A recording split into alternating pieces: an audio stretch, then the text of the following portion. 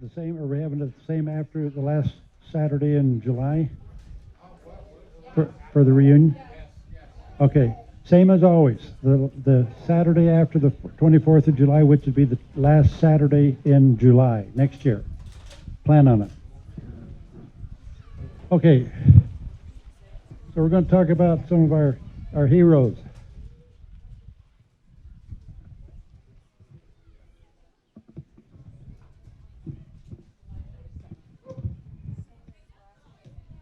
Nikki tells me it's July 27th next year.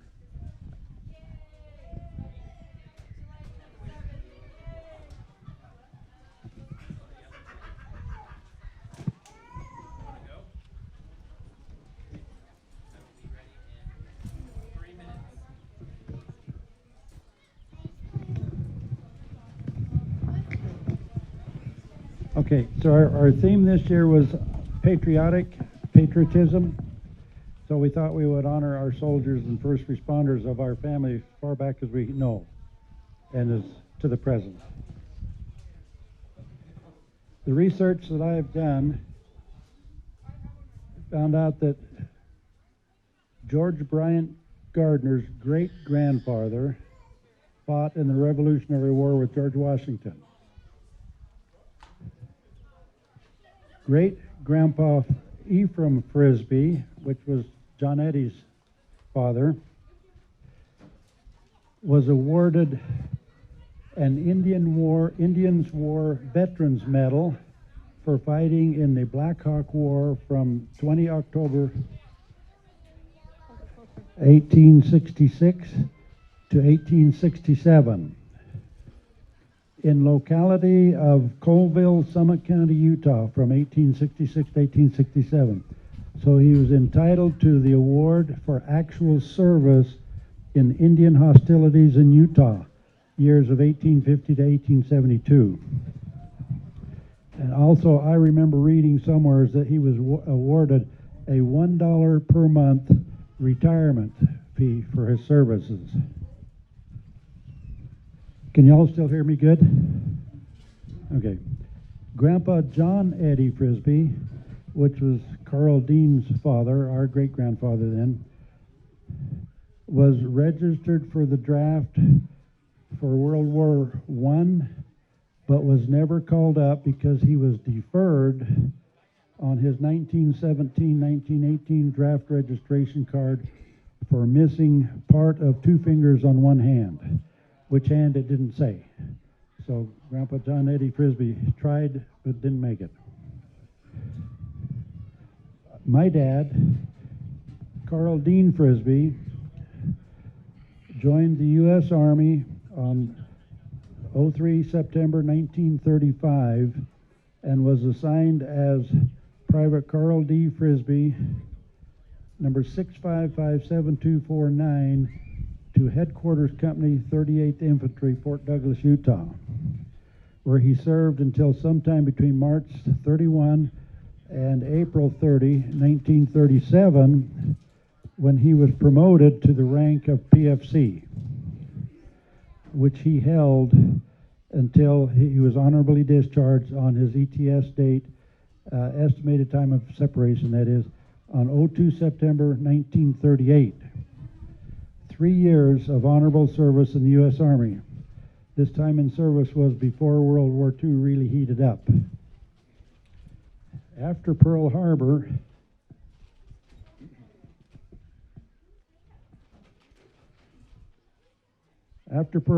was attacked in December 1941, Dad officially re-entered World War II then. He joined the U.S. Civil Service and went to Pearl Harbor to help repair and rebuild the damaged ships and get them back in service as quickly as possible. This is where he was able to get his training. He wanted to become a plumber by working as the pipe fitter or a pipe fitter in the pipe fitter corps of the Civil Service of the United States of America. The entire time that Dad was in Pearl Harbor was during the hot time of the war, of the Pacific in World War II. I'm not sure just how long Dad was over there, but I do know Mom did a lot of worrying about Dad because he was just, that's the way Mom was. Axel Leonard Anderson, our grandpa on Mom's side, on Selda Wilma's side, never did serve in the military service. On his death certificate, it asked the question, was deceased ever in U.S. Armed Forces? Answer was no. Now, for my individual family, to include Connie's ancestors, for her grandpa Frederick Leo Edgington, he registered for World War II draft on 05, June 1917. His number was never picked. Excuse me, World War I. His number was never picked. He re-registered again for World War II on 27 April 1942. Again, his number was never picked.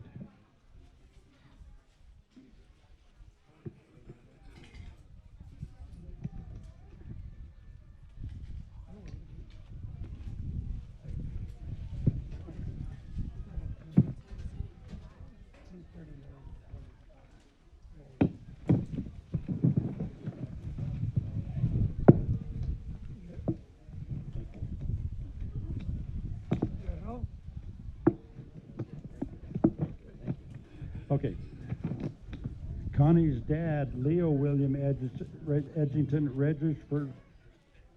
registered for World War II draft on 16 October 1940, but during his physical, they discovered a lump in his throat near his vocal cords that medically deferred him from serving in the armed forces. However, Grandpa Lee did join the CCC Conservation Corps for at least a year and worked on several conservation projects in the Intermountain West for that period of time that he served.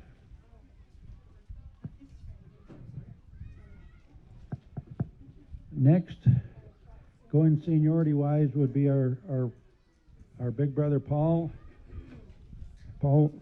Larry Frisby.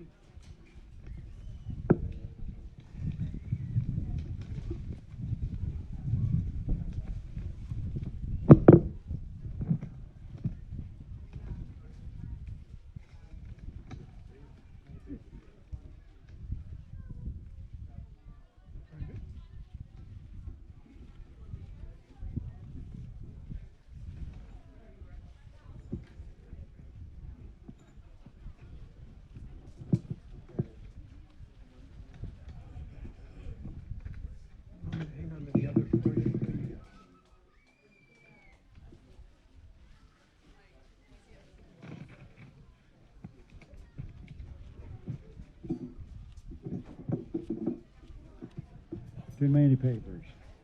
Okay, this is, Pauline sent this to me about her dad, our brother Paul Larry Frisby. This is my attempt to summarize my father's military service while he was with the Army Corps of Engineers. My sources are my own memories and letters he wrote to his mother over the years. At the age of 17, he knew he was going to join the Army and arranged to have the Army match contribution he was sending to his mother for the pay he earned. He did his basic training at Fort Ord, California. He said they put him in the front of the marching exercise and he kept walking too fast. Later in 1949, he was at Fort Belvoir, Virginia, working on a crane. There, in December of the same year, he was at Fort Hangort, Washington, building a dock. A year later, in 1950, he was in Korea. Within the combat zone, it was miserably cold. There were one-lane roads, mostly in various stages of soupy mud. For 3 weeks straight, he drove a crane in a convoy 80 miles round trip. He said oncoming traffic would yield to the crane, but he had to yield to the tanks. He was supporting the railroad and working on other military installations. In 1952, he was stateside until December. Then he was sent overseas to Boussac, France. He was there and involved in reconstruction process of World War II.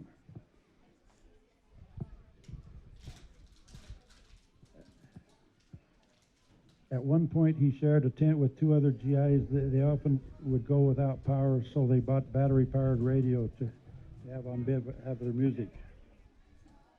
In 1956, he was back in the States and volunteered to go to Greenland with the 1st Engineering Arctic Task Force. There he unloaded supplies for 6 months.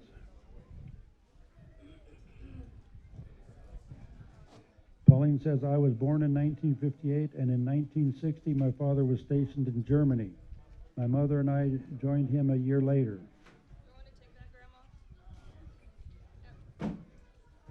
Some of my memories of Germany include the lovely smell of tobacco smoke from the unique pipes that my dad enjoyed. Understand that David has one of those pipes that Paul had. In 1964, we were all together as a family in Missouri. My father had built a wooden boat, and we would go out in it together until one time a water moccasin was draped over the oar, and it scared my mother so bad that we didn't go out in the boat anymore. In the summer of 1965, we all moved to Fort Huachuca, Arizona. There my father worked on a base with a crane. He suffered a bad accident on his Honda 90 and was in the hospital for a long time. I learned later that one of his broken ribs had punctured his lungs, and he had a very large scar from the surgery to repair his lung.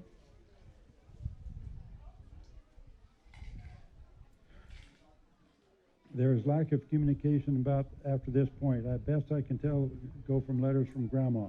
He was at Fort Rucker, Alabama. He was back in Korea again, and he was taking Korean language classes so that he could help speak to the people better. I know he was also in Vietnam because I wrote letters to him there.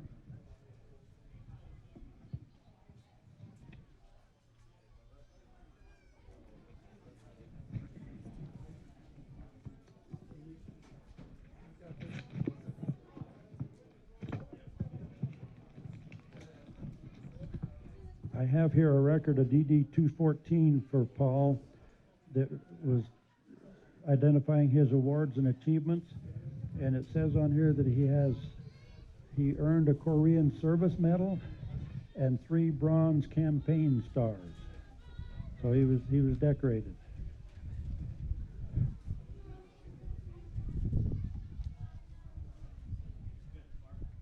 I think that's pretty well all that we have on Paul. So now we'll turn the mic over to Dwayne. We'll go next. After Dwayne will be Daniel. He'll talk about our brother Richard Mulesy.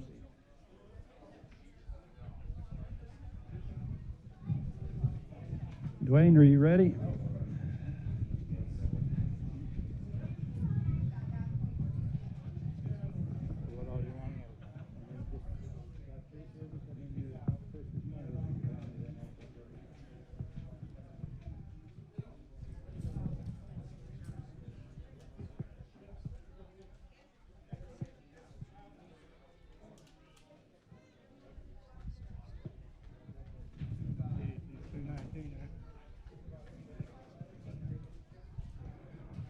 Now hear this.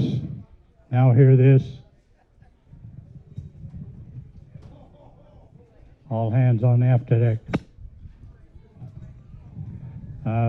Just so you know who I am, I'm Dwayne Frisby. And Steve has told you a little bit about our brother Paul and his service in the military. I had the opportunity to serve between 1962 and 1965 in active duty. And during that time, I trained basic training at Fort Ord, California, which no longer exists. My advanced training was at the Presidio of Monterey, where I was trained as a translator and interpreter of Chinese Mandarin. And then my opportunity was to serve for 18 months on Okinawa as a translator and interpreter. As I think back of the 3 years I spent in the military, they were good times. And I appreciate the opportunity and the men and women that I knew that served with me. In our family, our son Larry served 4 years in the Air Force as a mechanic for F-16s, and while he was deployed in Europe, he was the wing commander's crew chief as an airman, which doesn't happen in the Air Force very often. And he was given several awards for the efficiency of his crew while he was stationed in Germany. Our fourth son, Ryan, served 6 years in the Army Reserve and was deployed during Desert Storm to Fort Carson, Colorado. That's, yeah, Sandy was served with Layton City Police, but that's another chapter. Thank you. Okay, Daniel, where are you? Okay, Daniel's going to tell us about Uncle Richard.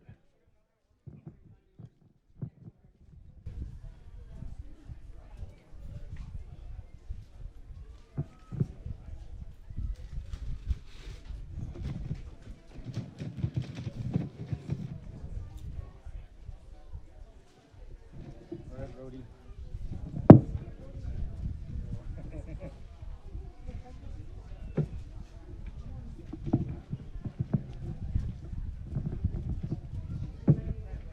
All right. So my dad's thing with the military is I know that he went in the military. He was in the military, but we didn't really know that much about it because he never really told us a lot of stories or anything like that. And he passed before I don't know why he died, didn't tell us all that stuff. But anyway, I do remember he had this green locker that turned into a toolbox. So I remember that very vividly, and his green jacket that he wore as a winter coat. That also is a big memory. But anyway, I did going through Mom's box of stuff and things that we inherited, looking for clues and scraps to figure out Dad's military service. So this is basically what I found. So he was born, Richard Jesse Muhlstein, born November 4, 1939. He registered for the Selective Service via Board 21, Building 102, associated with Fort Douglas, Utah, Tuesday, May 27, 1958. He was classified in 1A. His Selective Service number was 4221350. That. Graduated from South High in 1958. So as with all boys about to graduate high school, he registered for the Selective Service. Dad completed his basic training also at Fort Ord in California, overlooking Monterey Bay, sometime between January 30th and March 25th, 1961. He appears in the U.S. Army Fort Ord Yearbook, Company D, 3rd Battle Group, 1st Brigade, and Dad would have been 21 years old at that time. And Tuesday, February 21st, 1961, Dad was set apart as a missionary, the Spanish-American Mission in San Antonio, Texas. And apparently at that time it was permissible to be enlisted in the military reserves and complete a mission at the same time. Under emergency mobilization procedures, all registrants are considered to be classified 1A, available for service until they are given a different status by Selective Service. I found an updated Selective Service card, revised August 23rd, 1962, where he was classified in Class 1D as David, 1D member of a reserve component or student taking military training. While he was at this stage of training, his home address was still with his parents' house, which was 2025 Stratford Drive in Salt Lake City. According to his United States of America Department of Defense immunization certificate, his service number was Bravo Romeo 1966 4286. His department was the 539th Signal Corps. He had a round of immunizations for smallpox on Sunday, November 17, 1963. Friday, July 10, 1964, Richard and Deanna were married in the Salt Lake Temple at 10:15 a.m. Approximately the first week in August 1964, Dad was sent on a training mission in Hawaii. This is famous in the family lore as Dad's solo Hawaiian honeymoon. He took Super 8 film of that trip, which is now published with all the other family films on YouTube, so you can see Dad's solo honeymoon. And Deanna often signed her letters with a strange code. When I asked her about it, she explained that a friend of hers who spoke Greek taught her how to spell "I love you very, very much" in Greek. And I Googled it, and it looks pretty close to what Mom was writing at the end of her letters. In reading their letters, as they were newlyweds, it was interesting to note that they were so pure and innocent. It was really interesting. They would talk about what the weather was like, where each of them was, and how much Deanna misses him, about how much ironing she has to get caught up on. Mom talked about going to church at their home ward, and then going to church with Dad's parents, and about who she saw at church. Mom talked about making plans to go to Flaming Gorge with Dad's parents the upcoming Labor Day. The tone of the letters was just super simple and super pure. According to addresses on his letters, he was a part of the 539th Signal Corps, 96th Infantry Division. His rank was E4. This was according to a letter mailed August 3rd, 1965. Specialist E4 is one of the most common ranks held in U.S. Army and is the highest rank of junior enlisted recruits. The following are U.S. Army personnel who may be qualified to receive E4 rank, and those who have passed basic leadership course. Individuals have been given lower level supervisory duties.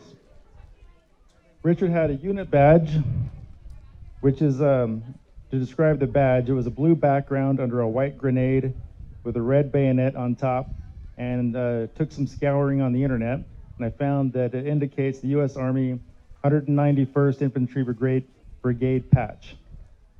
The unit was again activated on January 20th, 1947 in Spokane, Washington. The Organized Reserves was redesignated March 25th, 1948 as the Organized Reserve Corps, redesignated July 9, 1952 as the Army Reserve, reorganized again April 12, 1949 as the 96th Reconnaissance Company, and its location changed on October 1951 to Salt Lake City, Utah, as part of an overall force reduction in the reserve, and the unit was inactivated June 1st, 1959 at Salt Lake City, Utah. It was converted and redesignated Les 3rd Platoon, November 5, 1962. Anyway, some of the stories I can recall that Dad would talk about in his time at basic training are bayonet training. Remember, he talked about he couldn't get the bayonet to pierce the dummy. And tear gas training. He would talk about how awful it was to be in a room where tear gas was deployed, then having to remove the gas mask with all the coughing and sputtering and all that. He talked about hand grenades. He would talk about how they were much heavier than they look, and he said that throwing them was difficult. He said that he scored really high on the marksmanship training, and so apparently he was a pretty good shot. Anyway, like I said, growing up, I don't remember Dad talking much at all about his military service at all, so it was kind of a huge mystery for me to go clue hunting and dig up whatever information I could. So that's what I got. Thanks, guys. Thank you, Daniel. As you can see so far, this family has quite a legacy of patriotism. Okay, I'm next on the list, seniority-wise. I enlisted in the Utah Army National Guard, Headquarters Company 115th Combat Engineers on Halloween night, October 31st, 1960. In January 1961, I went to Fort Ord, California for my combat basic training. Then to Camp Irwin, California, the Army's Armored Desert Training Center, right at the bottom end of Death Valley, where I was trained as a wheeled vehicle mechanic, Jeep mechanic in other words. I returned from my basic training in late July 1961, received my mission call to the Spanish-American Mission on the 9th of September 1961, about a month and a half after I got home from my basic training. While I was in the mission home in September 61, my guard unit was activated and sent to Fort Lewis, Washington to backfill for troops that had been drawn out of Fort Lewis and sent to Vietnam. However, since I was on a religious deferment, I was relieved from having to deploy with my guard unit. When I returned from my mission, I completed the remainder of my first 6 years of enlistment and obligation. In 1981, I was 39 years old, and the economy was a little rough, so I was working 2 jobs already, and Mom was working 2. So to try to help ends meet, my brother Warren told me that the Guard had a program called Try One, where you could re-enlist for 1 year. If you liked it, you could stay in. If you didn't, you could get out. No strings attached. So I decided I would try it. In fact, he said, you can go in and do whatever you want. I said, well, I don't want to be a mechanic, because that was boring before. He said, well, come in and be a cook. So that was the beginning of my cooking career in the Army.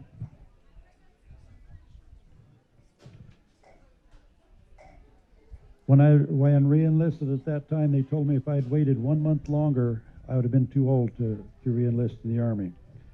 So when I re-enlisted, I was an E5 buck sergeant. So I entered the 115th Engineer Group as a cook's helper in the cook section, mess section. Had a lot of cooks looking down at me wondering how come there was an E5 sergeant there as a cook's helper.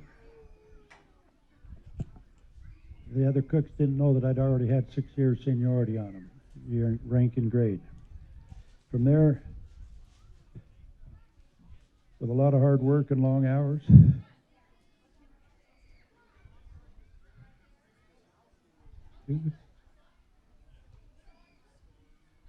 various schools, correspondence courses, I was able to work my way up through the increasing ranks and grades of the Army Food Service programs, from E5 Sergeant to E6 Staff Sergeant, E7 Sergeant First Class, and ultimately to an E8 Master Sergeant, with the position of Food Service Supervisor for the entire Army National Guard for the state of Utah, which I retired at.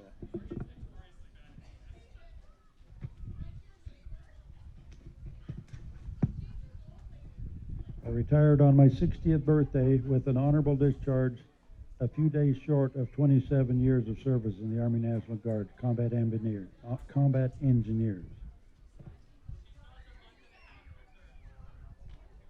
To be honest with you, I enjoyed almost all the time. In fact, I enjoyed all my time of service to our country. Now it's time to hear from David about Uncle Warren.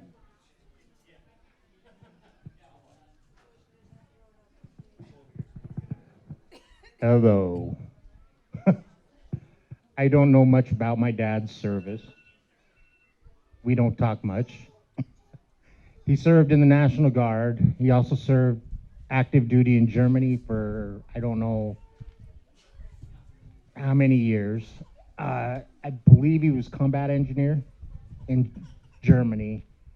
He went to Honduras and built a road when he was working for the National Guard. I know he was a sergeant. Was he sergeant? I think he was a sergeant. When he retired, that's about all I know of my dad's service. Now, you want to know about my grandfather's service? I can tell you about my grandfather's service. He served in the 171st in World War II. He lost his eye at the Battle of Leyte in a mortar attack on his. He served. When he came back to the States, he served the remainder of his tour as an MP with only one eye in Fort Bragg, Texas. He earned marksmanship, the Bronze Star, 2 Purple Hearts, and only when my grandmother, his mother, begged the military service to let him go because his health was failing. So that was my grandfather. That's the Betts side.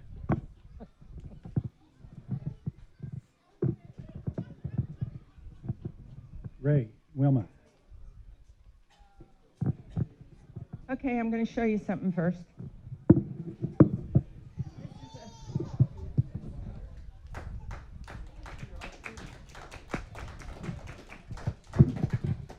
It's a memory box I put together for Ray after he retired. In there is a dog tag. If I'm not mistaken, it says his blood type was A positive. Unfortunately, he is A negative. So it wasn't until after Wendy was born that we found out that he was A negative. And so we had to have new dog tags made. Ray joined the Air Force right out of high school. In fact, he spent his 18th birthday in basic training. He was at Keesler Air Force Base, Lackland Air Force Base, excuse me, and he went from there to Keesler, and then from Keesler he went to Raleigh, North Carolina, to a radar site. He was in long-range radar. Most of the units were mobile. They could move their units if they had to off to who knows where. Most of them were on the borders of the United States, and so our assignments, anyway. From there he went, and while he was in North Carolina, he took the missionaries out on a boat, and they didn't tell him they weren't supposed to be on the water until after they got back in. So he never took missionaries on the water again. Then he went to Labrador, Newfoundland, where he was stationed, and basically he worked night shifts, so he slept during the dark, he woke at work during the dark, he never had seen daylight. He came home on leave from Newfoundland, from Labrador, couldn't find anybody at his grandma's home because they were at her funeral. And when he asked his dad how come he didn't let him know, he said, "Oh, we knew you were coming home." And he could have come home earlier and been there for his grandma's funeral, because he lived his junior year of high school with his grandma, Anna Carlson, who was in our Jefferson ward for many, many years. In fact, his grandpa too, and I didn't know his grandpa lived there until after I married him, because he wasn't active. And while he was home on leave from Labrador, we started corresponding. Most of our correspondence was through snail mail, but he was able to occasionally contact me through Hill Air Force Base. But he also said, if the line goes dead, military has its privileges. And there were several times that when he would call to talk to me, the line went dead and he was cut off. His next duty assignment was in the wonderful town community of Crosby, North Dakota, which is on the Montana-Canadian North Dakota border, basically in the middle of nowhere. They measured their acreage, not by acreage, but by sections. Lots of farmers. In fact, it was the only place that I know of that they had the banks open on Saturdays, because that's when the farmers came to town. Not only that, instead of parking meters, they had electrical outlets so that they could plug their cars in during the winter so their engines wouldn't freeze up while they were shopping. He and a friend of his came down around Valentine's Day to Utah, and his friend had a young lady friend. And he sort of asked me to marry him. We talked about all kinds of things, kids and families and all this stuff, but he never out and out told me, asked me. Until it was after he got back to Labrador, or North Dakota, that I finally told him I didn't know I was engaged.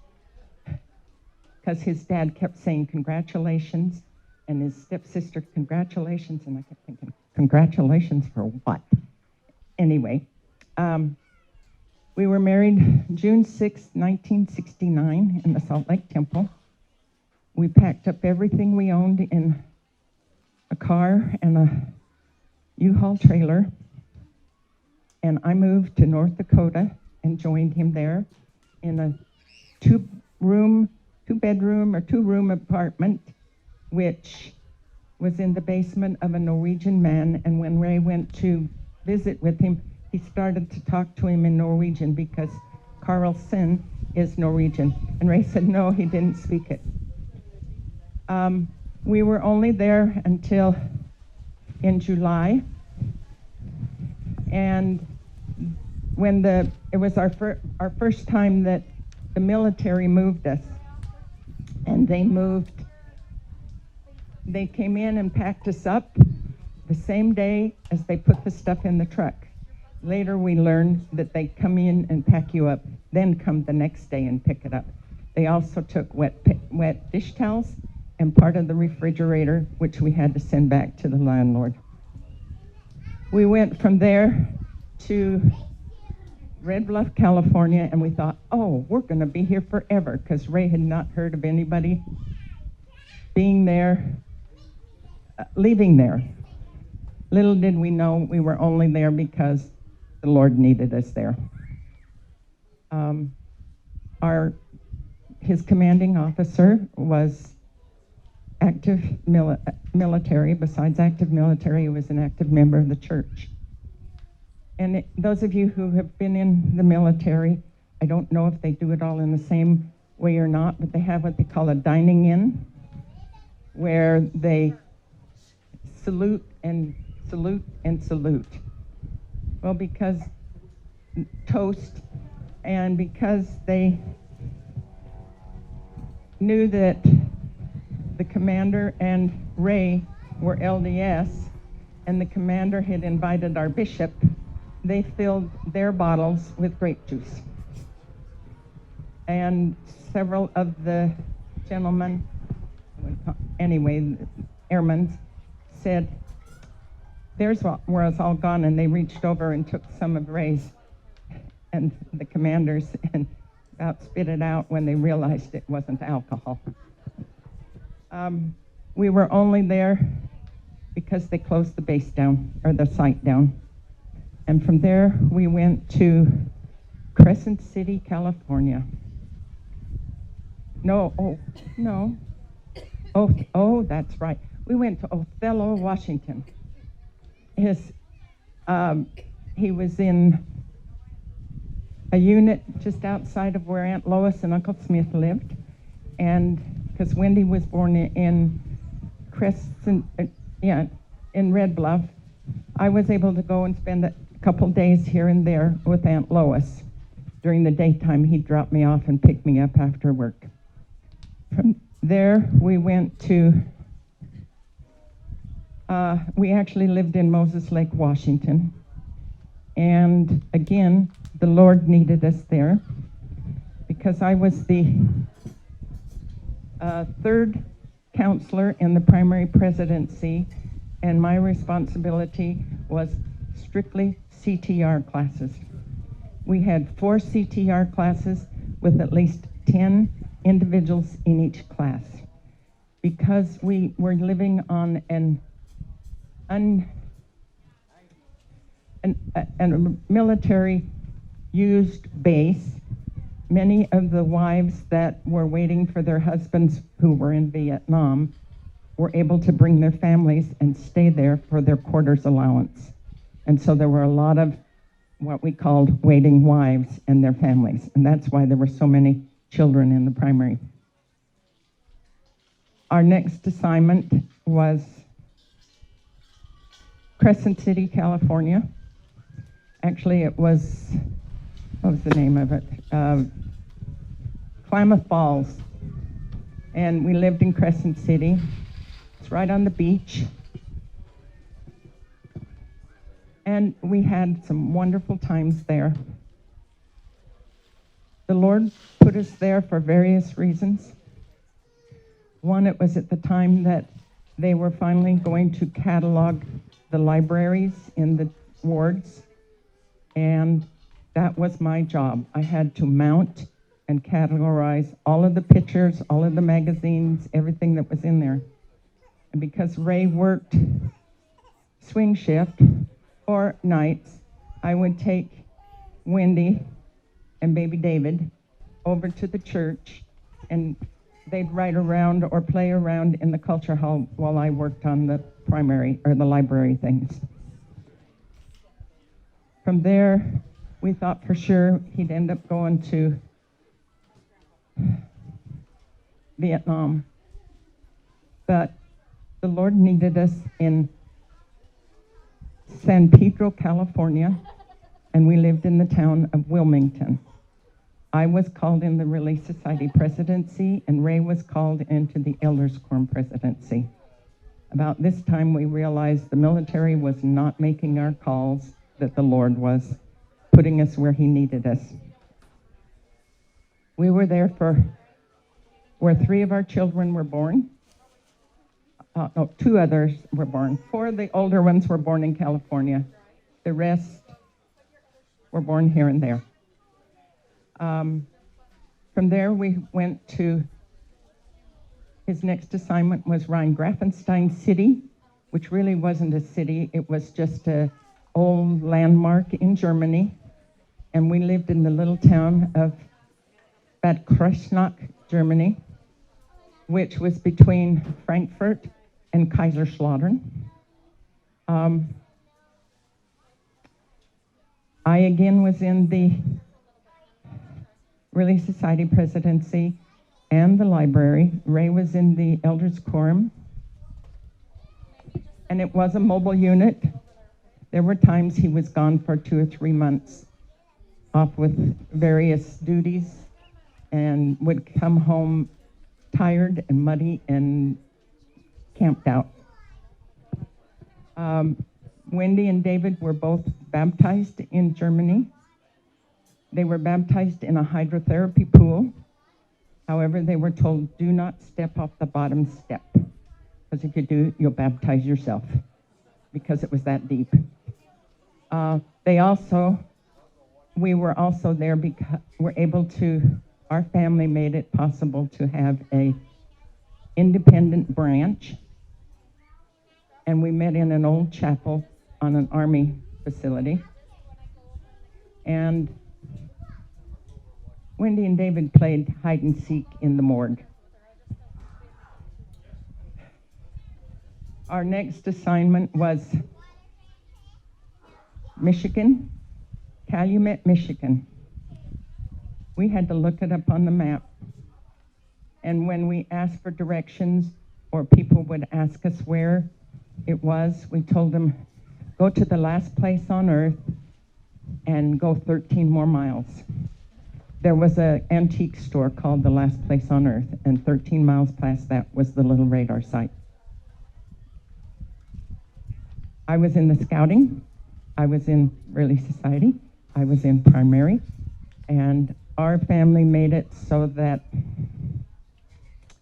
they could add a phase 2 to the chapel, or a chapel to the building. All they had before that was the Relief Society room and some classrooms. When we got ready to leave, our next assignment was Las Vegas, Nevada. And there, they asked us to please not leave until after the children's primary program. And so we stayed, had the primary program, packed up the kids, and left, because if we hadn't have stayed, they wouldn't have had but 3 children in the primary. Um, our children had quite the experiences of being in the military, that they learned all kinds of things that most people would never know.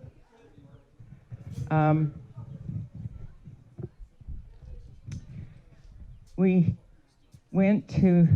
moved to Nellis Air Force Base, and that was the first actual base that we lived on, and big base. Everything else had been long-range radar sites.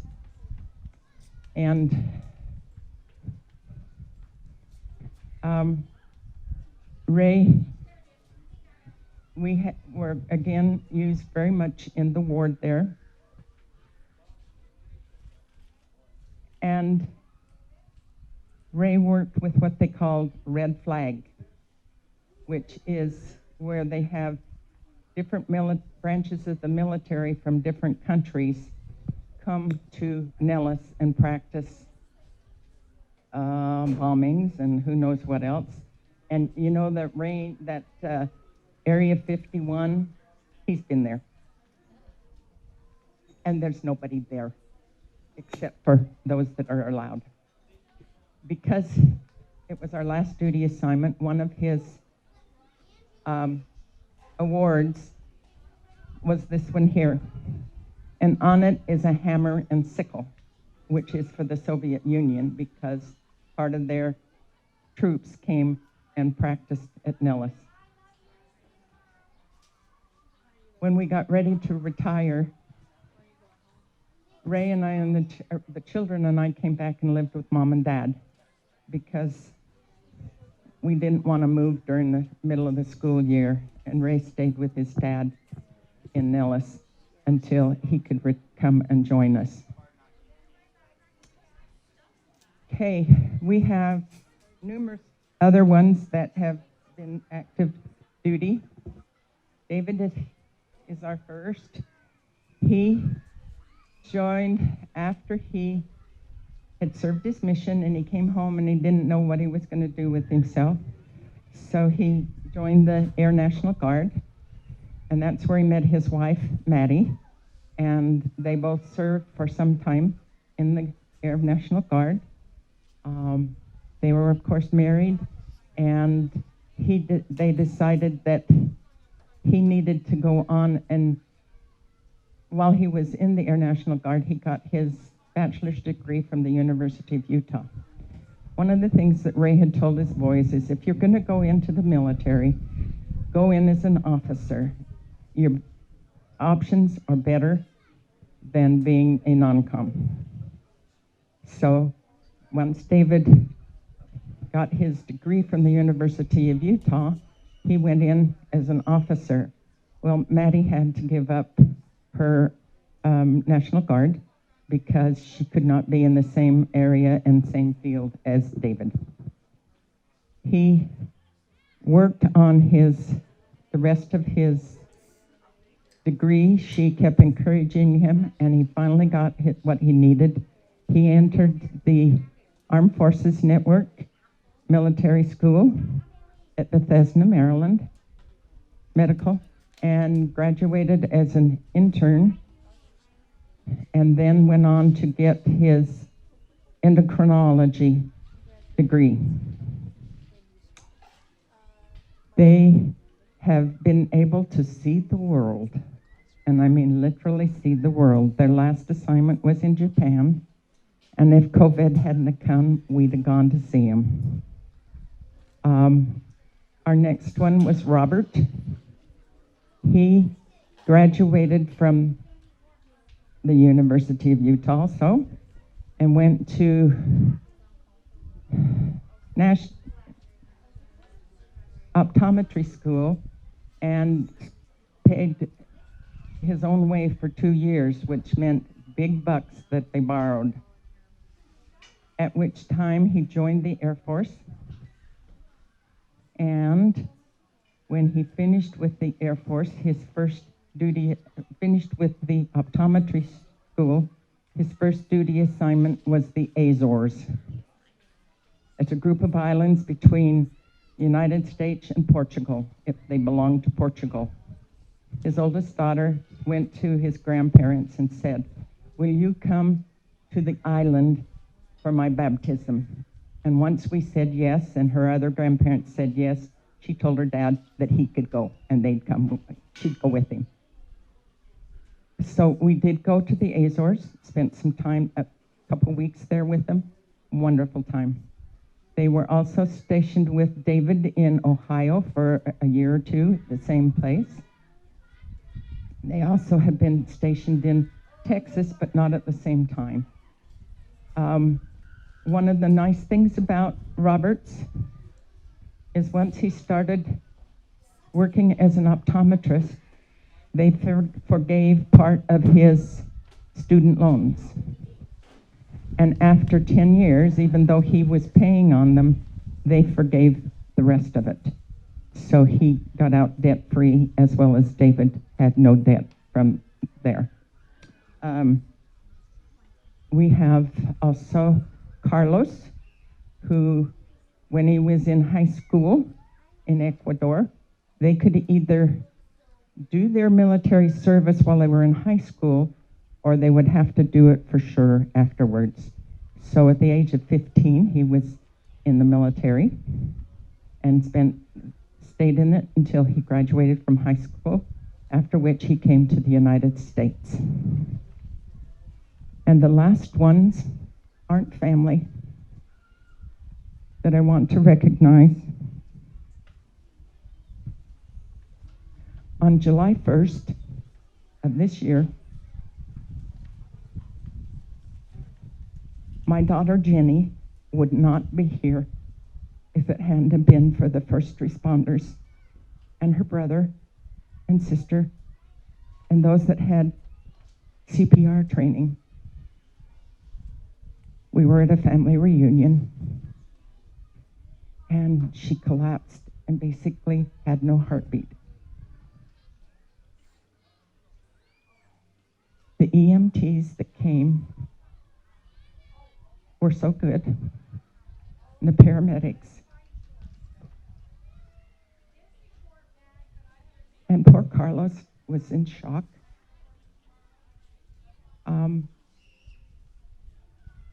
When they finally were able to get an airway into Wendy or Jenny and help her to breathe better, her brothers gave her a blessing.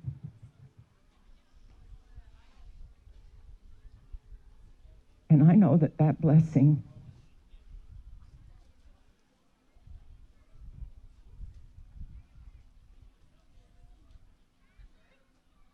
kept her here with us.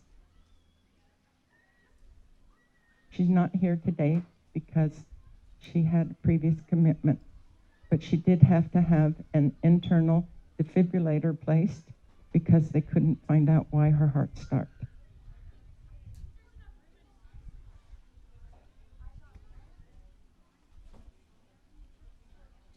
Ray says, "Yay, team." Yeah, EMT.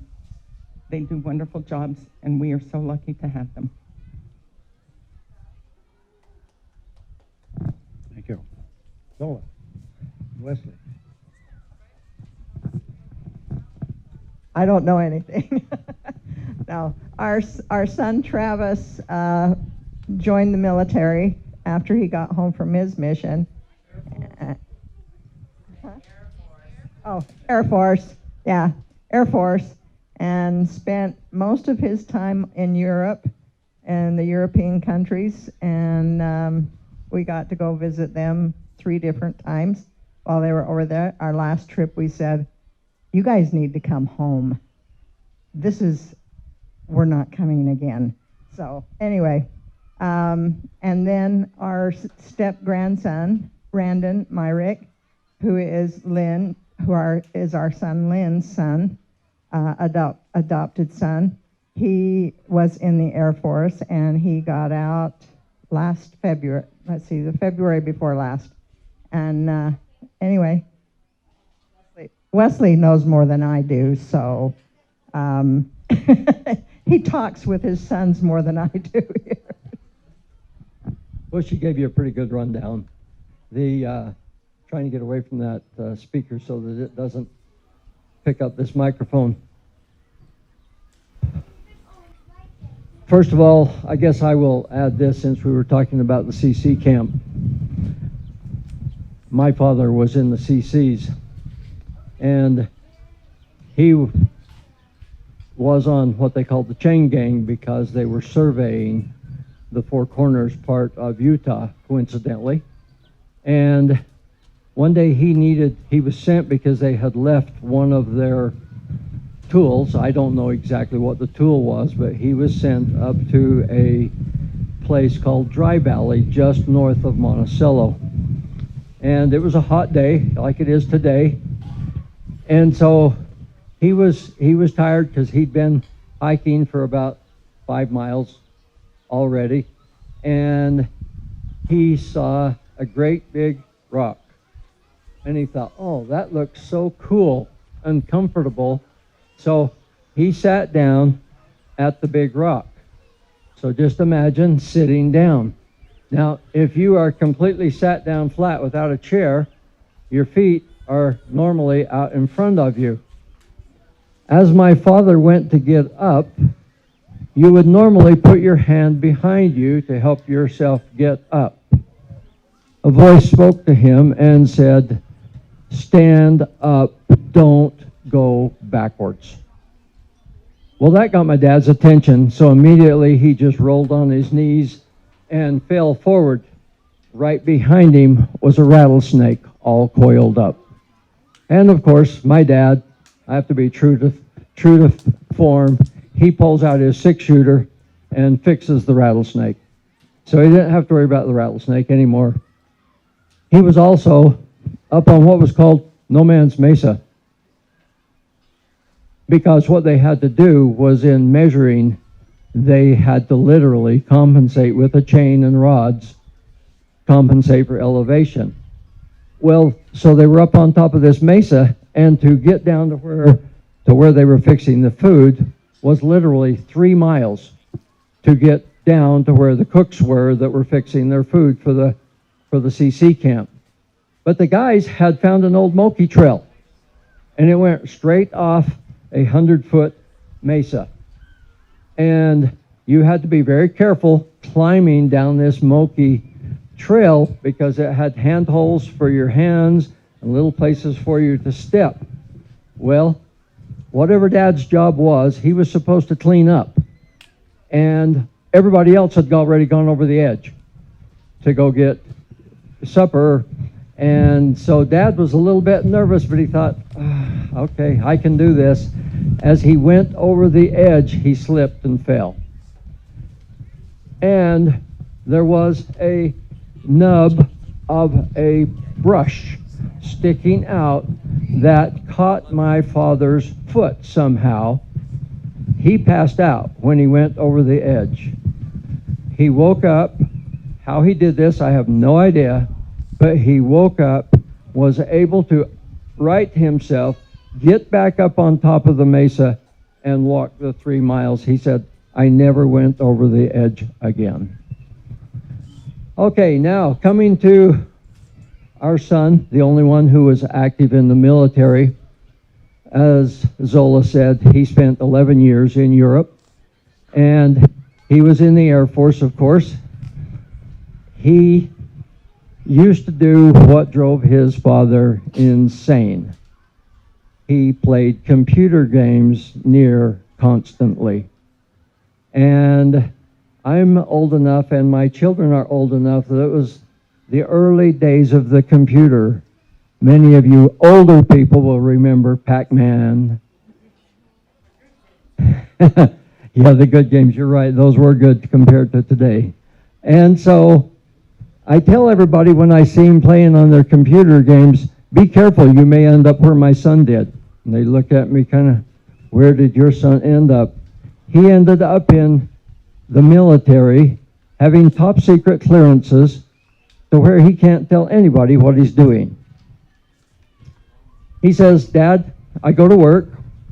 They run me through some kind of a machine. I can't take my watch. I can't take my cell phone. I can't take anything I'm inside a soundproof building, and that's where I work, and I can only speak to the people who are in that building with me.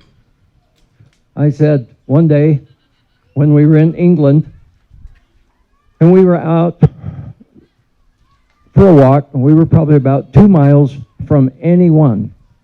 Neither one of us had a cell phone, nothing. I said, Travis, who's around us? And he looks, nobody. I said, okay, tell me what you do. Dad, I can't tell you what I do. I said, Travis, there's nobody around us. What on earth do you do? He said, okay, I'll tell you this much. I can only tell you that what I do is I make it so that our military men on the ground can see over the hill. What? What does that mean? Dad, I told you what I do. I can't tell you anymore. One day I'm talking to him, and he said, they tried to deploy me to Iraq. He was in England. And his commanding officer called him in and said, Airman Hunt, get your things in order. You're being deployed to Iraq. And he looks at his commanding officer and says, sir, you cannot deploy me to Iraq. His commanding officer looks at him really strange, he says, now, Airman Hunt, please explain to me why I can't deploy you to Iraq. Sir, I hold this and this and this, and if I'm not there, it won't work. Now, what this and this and this was, in Europe, everything had to go through all of the emails, all of the internet communication, anything electronic had to go through this particular base that Travis worked on. And he held one of the keys, you might say like a launch code to a nuclear missile or something like this. He was one of 3 people. If the base that he was on got hit and knocked out the services of that base, him and 2 other people that were in different parts of England had to, within 15 minutes, be at this other location and get the electronic equipment up and working at that other location. And they were not able to send him to Iraq because he was one of those 3 people. And I said, how on earth did you manage to get yourself in such a position that they really couldn't send you to Iraq? He said, well, Dad, I've always enjoyed computers, and I've always enjoyed learning. So I thought, I'll just take advantage and learn all I can. Well, it ended up, it backfired. Because even though his good friend, who was 2 ranks above him, 5 years more seniority than Travis, he had to go to Iraq because they couldn't send Travis. And Travis felt really bad that his good friend had to go to Iraq. So Travis and Liz always took, while he was deployed, Travis and Liz always took the fellows treats and dinners and anything they could to try and make up for him having to fill in for Travis. But I said it backfired. Travis's time was up. He spoke fluent Spanish, and he claims that Mexican Spanish is not Spanish. He says only the Spanish speak true Spanish. And so when it was getting time for him to, his time was up in the Air Force, he wanted to re-enlist. So he went to his commanding officer and said, I speak fluent Spanish. You have an Air Force base in Portugal. You send me to Portugal for my next 6 years, or leave me where I am, because what he did was he trained people how to be computer hackers. He said you have to be a hacker to know how to catch them. And so he actually trained other people to be computer hackers. And then he gave them one other option. He said, send me back to the States and let me work in basic training, training the trainees that come in. The military, and also I must share that private contractors have to have people with top secret clearances to be able to work on the bases. The only way you can work in some of these things is with the top secret clearances, and as I understood it before he got out, there are 5 top secret clearances, 5 steps. He holds 3 of them. And I said, why don't you get the others? He says, Dad, they already know enough about me. They don't need to know any more than they already know. And the private contractors were begging Travis, please get out of the military and come and work for us. We will pay you some real money if you'll get out of the military because of your clearances. So ends up, he tried to get out of the military. There was no one that could do what he was doing. They sent 3 people to special trainings before they got one that could actually do what Travis was doing. He was able to get out, but he didn't get out actually on schedule. Then, as Wilma said, the Lord controls what's happening. The company that he got out to go work for in Germany, by the time he got out, had no opening. So he ends up in Blanding because he's got no place else to go. He ended up in Blanding because his father needed the job. And his father couldn't qualify for the job that Travis could qualify for. But Travis finally got an opening to get back into the military and use his clearances, because he had to stay involved in those things, because if you don't, after 1 year, you lose your clearances. He said, Dad, I've worked too hard for these clearances to lose my top secret clearances. I'm leaving. I want you to take this job that I'm leaving, that I'm vacating. It was with San Juan School District, and it was doing distance education. What none of you really realize is that when distance education became a thing, the first location to ever have distance education in this part of our United States was San Juan County.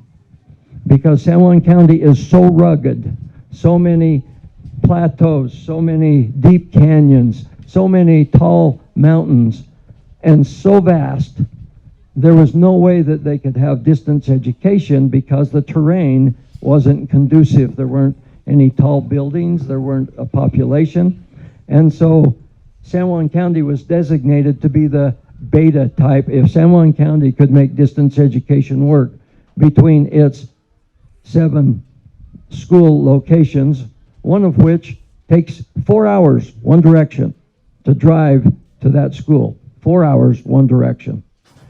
I helped actually install and operate the first distance education system. But that would be like playing Pac-Man compared to the computer games of today. So Travis got the job of distance education, and he was leaving. And he says, Dad, you did this job, you do it. So he wrote my resume. He prompted me on what to do for the interview. And so once he got his dad a job, he could go back and play in the military. Now, our grandson, Randon, he was in the military, and they sent him to Kuwait. I think they sent him to Kuwait. The military can either be a good thing or it can be a bad thing. Depends on what you want to make of it. Our grandson, who was a returned missionary, is no longer active. He served faithfully in the military, got an honorable release when his time was up, but he broke his grandfather's heart And I keep reminding him that he needs to remember the Lord. So, as we are honoring those who saved Jenny and those who help us, let's also remember we are children of God. Thank you. Wilma says she's remembered a couple others, because I was going to say, are there any others? Wilma says yes.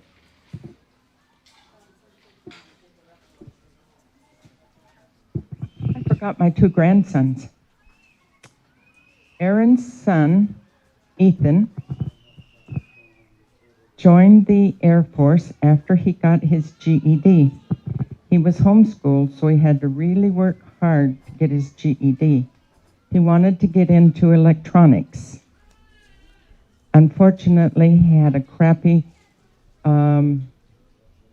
recruiter, and he ended up doing electronics, but not what he wanted. He works on the firing parts of planes, missiles on planes, and he and his wife are in North Carolina, and because of the Lord's blessings in their lives, they have two beautiful little boys that they were told they may never have. And he has 2 more years, and he's not sure if he's going to get out at the end of that. The other one is Kelby, and he's Wendy's youngest. He joined the Air Force Reserves, and he did that right out of high school, and they sent him to HVAC training. Do you know what HVAC is? That's your heating and air conditioning units. His dad went to school for that, but the military paid for Kelby's. And he is working in that field. He still does his 2 weeks and sometimes more. He and his wife live in Orem. And let me tell you a little secret. When Ray and I first got married, Ray's paycheck, if I'm not mistaken, was $100. And when we see today what the cost of things are, my goodness, we'd have never survived.